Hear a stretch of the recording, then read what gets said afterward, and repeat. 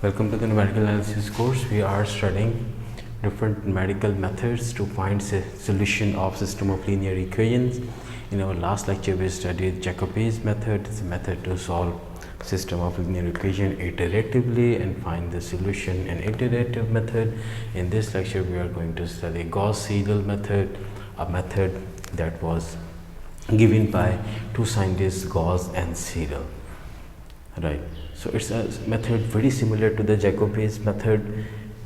In our last lecture, we studied Jacobi's method, where we studied that if given three linear equations, we can number them 1, 2, 3, and from equation number 1 we can write x1 on the left hand side and everything else on the right hand side.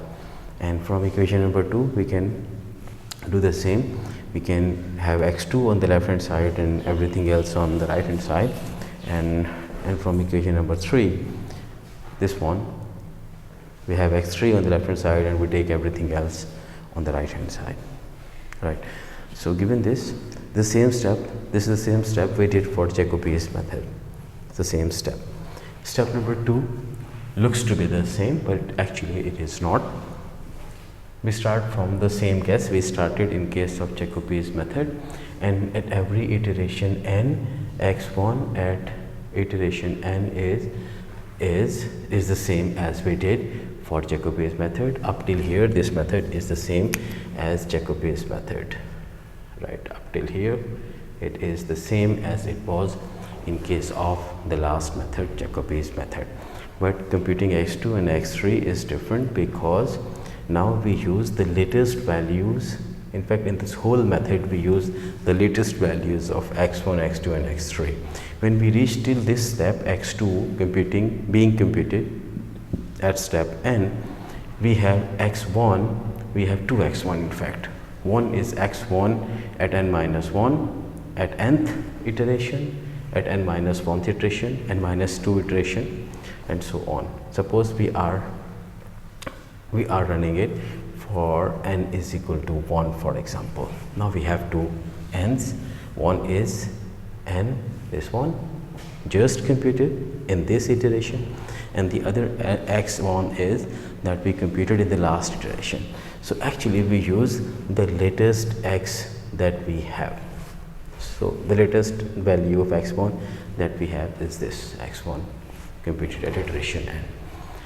Right, we cannot have x3 computed at iteration n because we have yet not computed x3 at n. So therefore we write it at x3 at n minus 1, and x3 at n is computed using x1 computed in the same iteration and x2 computed in the same iteration. So in short, for x1, x2 and x3, in short, for x1, x2 and x3 we use the latest available values, not necessarily from the last iteration. We use the latest values. So this latest, this is the keyword, latest.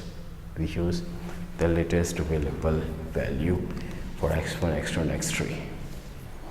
We use their latest available values instead of the values we had computed in the last iteration, like we did in Jacobi's method. In Jacobi's method, we used x1, x2 and x3 that we computed in the last iteration. We compute x1, x2 and x3 and use these values that we computed in the last iteration. But here we use the latest value, the latest available value. Actually, this is the difference. This is the only difference between the Gauss-Seidel method and Jacobi's method.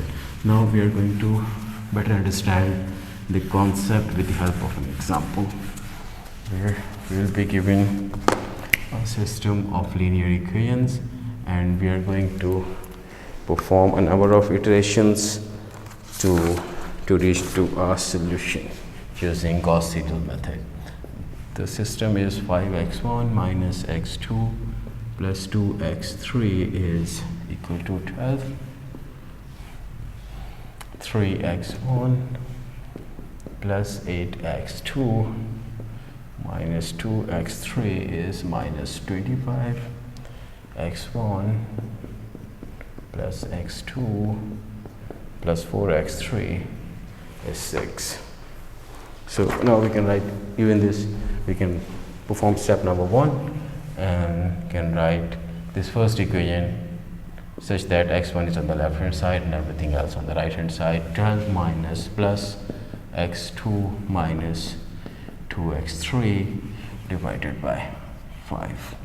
And the second equation can be written as minus 25 minus 3x1 plus 2x3 divided by 8, and x3 as 6 minus x1 minus x2 divided by 4. Right, so this is step number 1, and now the last step, step number 2. We assume, second step is that we assume x1, x2 and x3 at iteration number 0 to be equal to 0, and then we'll perform iteration number 1 where we compute x1 at iteration number 1 would be 12 plus x2 computed at one's previous iteration, because that is the latest available value that we have, and x3 of the previous iteration. This is also the latest available value that we have. Right, so that would be 12. x2 of 0 is a 0, minus 2 times 0 is a 0. This is 12 divided by 5. This is x1 computed at iteration 1. This is 2.454 side 20, 2.4. Right, and next is we find x2 at iteration number 1. x2 at iteration number 1 is this, minus 25 minus 3x1, but this x1 would be the latest available x1. Now we have two x1, x1 at 0 and x1 at iteration number 1. So which of the two is the latest available x1? Of course this one. So this would be 1. This is the difference between this method and Jacobi's method. Plus 2x3, which x3? The latest available x3, that is x3 of 0, divided by 8. So this is the difference between this method and the Jacobi's method we studied last time. Minus 3 times 2.4 plus 0 divided by 8. So this is x2 computed at iteration number 1, minus 4.225, and x3 at iteration number 1 would be 6 minus which x1? The latest available x1 is this one. We have two x1s available, but this is the latest, so we'll use this latest. In Jacobi's method we would use this, minus x2, the latest available x2. The latest available x2 is this one, not this. Right, so x2 at iteration number 1 divided by 4. So this is 6 minus x1, the latest available x1 minus the latest available x2 divided by 8.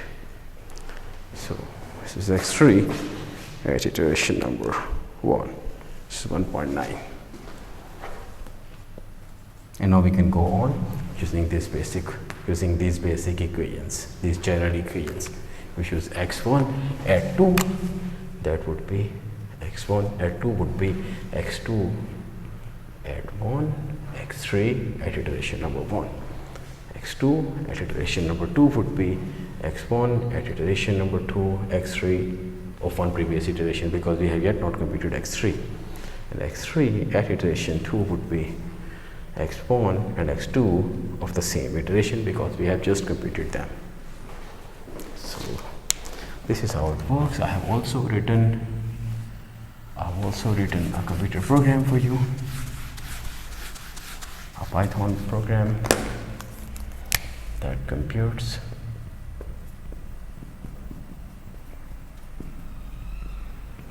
given this system of equation it computes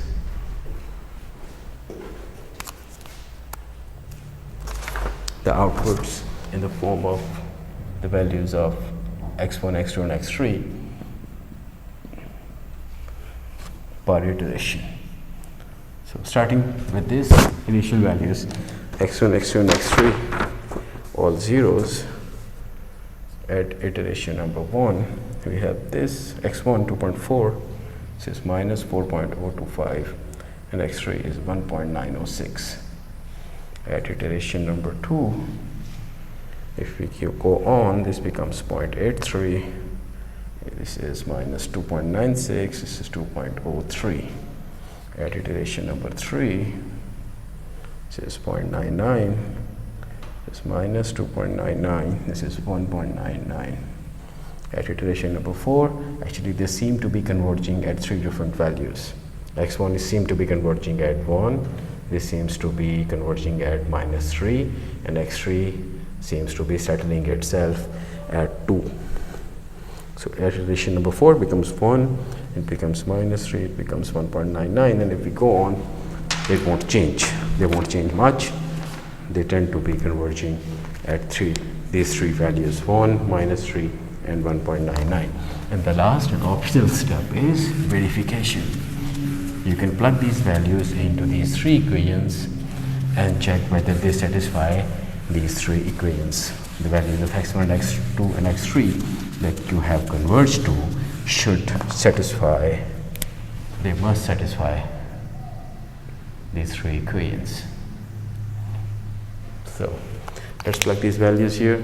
1, x1 is 1, my x2 is minus 3 and my x3 is 2. So let's check. 5 times x1, 5 minus x2 minus into minus 3 plus 2 times x3 is 2. This is 5 plus 3 plus 4. 8 plus 4, 12. Right. And you can verify the other two equations and you will see they also satisfy the remaining two equations. Right. That's all for this lecture, and we'll meet in another lecture with some different numerical techniques. Thank you.